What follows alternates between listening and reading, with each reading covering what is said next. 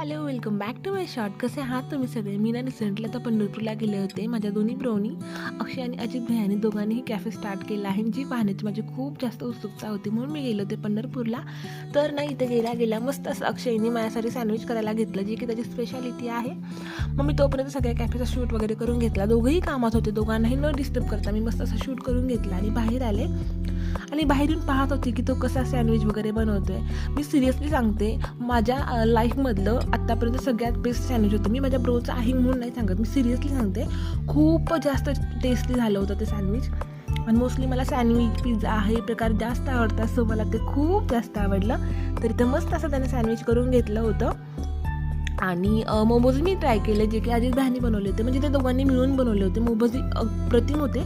मी ना मध्ये कोल्हापूरमध्ये फर्स्ट टाईम मोमोज खाल्लेले, ते की अजिबात मला आवडले नव्हते. त्यानंतर मी इथं ह्यांच्या कॅफेमध्ये ट्राय केले मोमोज, खूप जास्त भारी होते. म्हणजे त्याचं स्टफिंग, त्याचं फिलिंग अगदी व्यवस्थित होतं. असं नव्हतं की उगाचच ते जाड लागते आणि ते स्टफिंग याची वाट पाहावी लागते तोंडामध्ये, तर नाही, एकदम खूप सुंदर होता.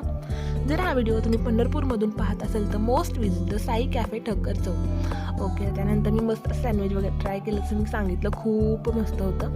आणि ना त्यानंतर त्यानं मला शेवपाव दिला, जो की माझ्या लाईफमध्ये मी फर्स्ट टाईम ट्राय केला होता. तो खूप जास्त सुंदर होता.